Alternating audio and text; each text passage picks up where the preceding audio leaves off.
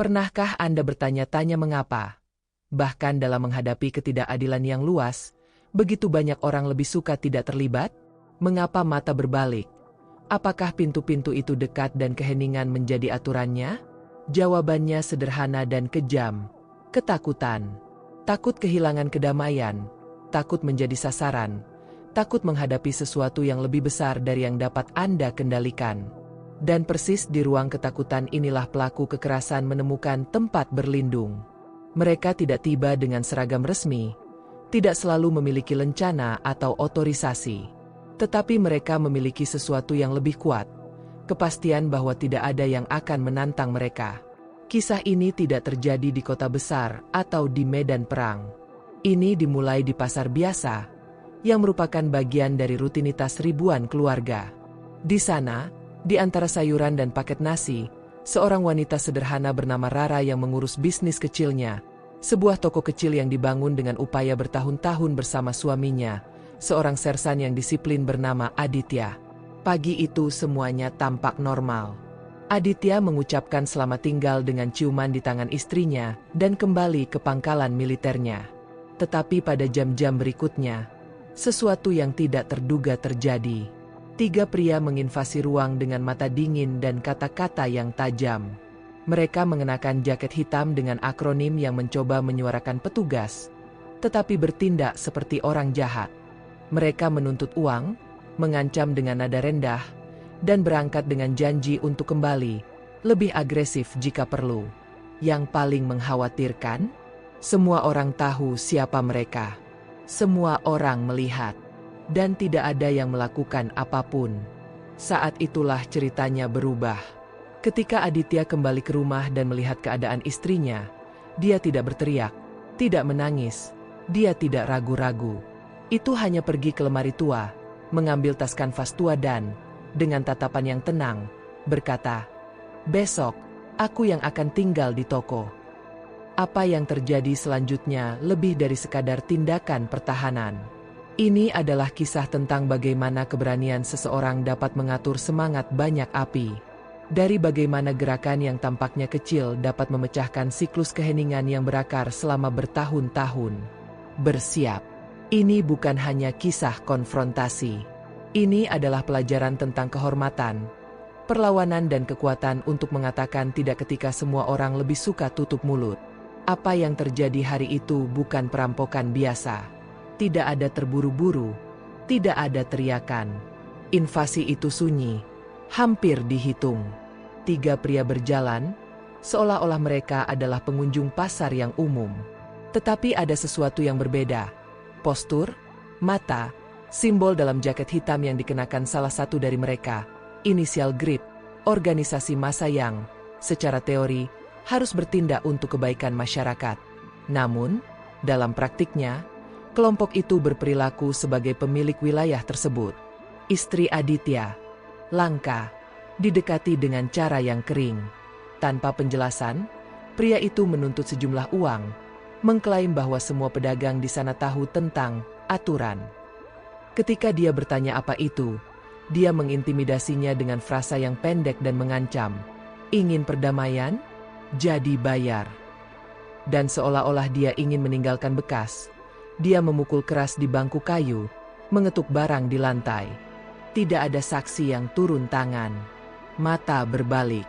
Beberapa berpura-pura tidak melihat. Adegan itu sudah menjadi bagian dari rutinitas. Sistem pengumpulan tidak resmi yang dikenakan oleh kekuatan dan kelalaian orang lain. Nama pelaku disarankan, sosok yang diketahui di antara para pemasar. Itu disebut pentolan. Seorang pemimpin pekerjaan rumah yang memerintahkan sebagian pasar seolah-olah itu adalah wilayahnya sendiri. Dia tidak perlu mengangkat suaranya. Kehadiran Anda sudah cukup untuk membuat orang menyerah. Dan di belakangnya, desas-desus tentang perlindungan politik dan kolusi otoritas lokal tertentu yang beredar. Di Indonesia, situasi seperti ini tidak terkecuali. Beberapa pasar regional menderita aksi kelompok yang menampilkan diri sebagai advokat ordo, tetapi yang, dalam praktiknya, mengeksploitasi pedagang kecil. Menurut data dari pers lokal, kasus-kasus pemerasan berdasarkan suasana hati, organisasi massa, telah sering dilaporkan, terutama di daerah di mana inspeksi lemah dan pengaruh politik kuat. Untuk Jarang, itu mengejutkan. Dia tidak pernah membayangkan dia harus membayar untuk menjaga tokonya sendiri beroperasi.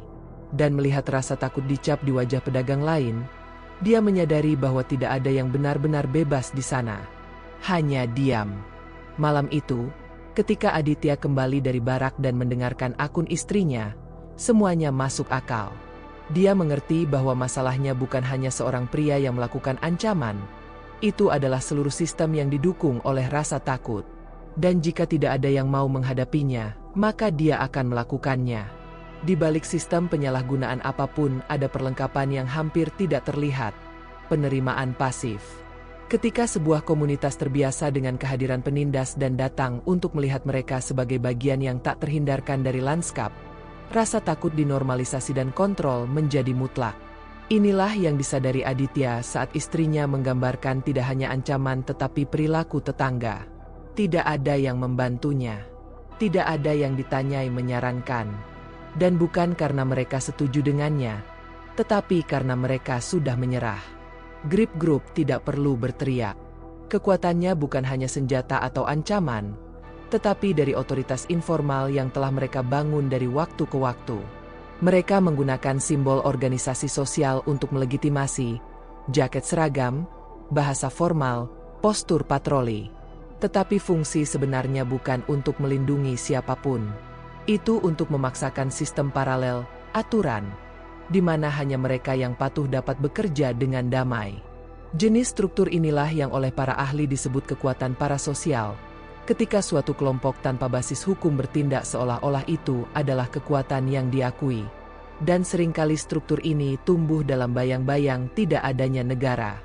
Di mana ada kegagalan institusional, pemimpin oportunistik muncul. Tapi mungkin yang paling penting dalam persamaan ini adalah keheningan kolektif. Ketika semua orang takut, semua orang tutup mulut. Dan ketika semua orang diam, pelaku mendapatkan ruang. Penindasan tidak hanya ditopang oleh ancaman, tetapi juga oleh penarikan para korban. Ini adalah rantai di mana ketakutan menyebar seperti asap dan mencekik kemungkinan reaksi. Peran Aditya, pada titik ini dalam sejarah, melampaui hubungan suami atau pedagang. Itu menjadi faktor pecah. Dia tidak hanya menghadapi saran, dia menantang struktur diam yang membuat sistem itu tetap berfungsi. Gerakannya, saat mengambil bagian depan toko pada hari berikutnya, tidak impulsif. Ini adalah tindakan konfrontasi yang diperhitungkan. Pesan yang jelas, Anda tidak lagi memiliki kendali yang Anda pikir Anda miliki. Lebih dari itu, ia menanam ide baru di sekitar pasar. Kepatuhan itu tidak lagi menjadi aturan. Bahwa adalah mungkin untuk mengatakan, tidak, tanpa dihancurkan. Dan di atas segalanya, kekuatan moral itu, ketika ditopang oleh keberanian dan akal, memiliki kekuatan untuk mengacaukan bahkan kekaisaran yang paling berakar. Pagi berikutnya, koridor pasar sadar dengan iklim yang berbeda. Penjual tidak mengatakan apa-apa, tetapi penampilan ditukar lebih hati-hati. Ada harapan di udara, seolah-olah semua orang tahu sesuatu akan terjadi, dan mereka tahu. Di sana, berdiri di depan perdagangan itu sendiri, adalah Aditya. Postur tegas, wajah yang tenang, tetapi mata yang penuh perhatian. Dia tidak perlu mengidentifikasi dirinya sendiri. Kehadirannya, dengan sendirinya, sudah menjadi peringatan diam. Permainan telah berubah. Dan seperti yang direncanakan, para kolektor kembali. Sugeng tiba dengan kesombongan yang sama seperti biasa, disertai dengan kroni-kroninya. Tapi kali ini, ia menemukan skenario yang berbeda. Apa yang dulunya wilayah bebas sekarang memiliki pemilik. Ketika dia mencoba mengulangi pidato intimidasi yang sama, dia mendengar jawaban langsung dan tegas. Aditya tidak mengangkat suaranya, juga tidak mundur. Dia hanya mengatakan bahwa ruang ini tidak lagi berada di bawah dominasi orang-orang yang menggunakan ketakutan sebagai mata uang. Ketegangannya cepat.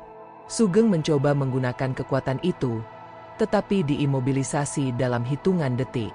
Adegan itu terjadi sebelum semua orang, Dan untuk pertama kalinya, pemirsa tidak berpaling. Ponsel didirikan, lain di belakang. Kamera menangkap segalanya. Saat yang tepat ketika rasa takut berubah ke samping. Citra seorang pria militer yang tidak bersenjata yang mendominasi penyebaran pemeras sebagai bubuk mesiu. Dalam beberapa jam, video itu ada di kelompok lingkungan, di jejaring sosial, dan bahkan di berita utama blog lokal. Apa yang dulunya merupakan masalah tersembunyi sekarang diekspos. Tetapi visibilitas ini membawa risiko. Ancaman itu tidak lagi hanya fisik, itu politis. Grip Group memiliki koneksi. Dan ketika sistem terguncang, ia bereaksi. Tiket anonim mulai muncul. Sepeda motor mulai mengelilingi rumah Aditya. Dan peringatannya jelas. Siapa yang menantang puncaknya mungkin jatuh tanpa peringatan. Hanya saja kali ini, dia tidak lagi sendirian. Rekan-rekan batalionnya menempatkan diri di sampingnya. Bukan sebagai militer misi, tetapi sebagai warga negara bertekad untuk melindungi salah satu miliknya. Ketika anggota Grip kembali, kali ini dengan bala bantuan dan pemimpin baru, Togate yang mengancam, menemukan lebih dari sekadar perlawanan. Ditemukan organisasi, persiapan, dan dukungan populer. Konfrontasi berikut tidak bisa dihindari. Cepat, tegas dan simbolis. Untuk pertama kalinya, penyerbu sejati dipaksa untuk mundur. Tidak hanya dengan kekuatan fisik, tetapi dengan kehadiran komunitas yang akhirnya memilih untuk berdiri, bukannya bersembunyi. Tidak perlu kerumunan untuk memulai revolusi. Terkadang seseorang bersedia mengatakan, "Cukup, sudah cukup." Inilah yang dilakukan Aditya, bukan dengan senjata, tetapi dengan integritas. Dia menghadapi sesuatu yang jauh lebih besar daripada sekelompok kolektor yang kejam. Menghadapi sistem yang memakan apatis di sekitar. Apa yang terjadi di pasar itu bukan hanya konfrontasi fisik. Itu adalah pemecahan pola lama. Selama bertahun-tahun, para pedagang bekerja dengan rasa takut, percaya bahwa membayar perdamaian adalah satu-satunya pilihan. Tetapi pada saat ini Sersan menolak untuk menyerah. Ia menciptakan kemungkinan baru, bahwa perlawanan sadar. Citra Aditya yang menghadapi penindas menjadi viral, tetapi lebih kuat dari video adalah efek yang disebabkannya, membuat orang percaya bahwa dimungkinkan untuk melanjutkan kendali atas kehidupan mereka sendiri. Dia bukan pahlawan film, dia adalah warga negara biasa, dengan seragam dan tujuan. Gerakannya beresonansi bukan karena itu spektakuler, tetapi karena itu benar. Pada akhirnya, mereka yang pernah mendominasi rasa takut diekspos dan ditahan.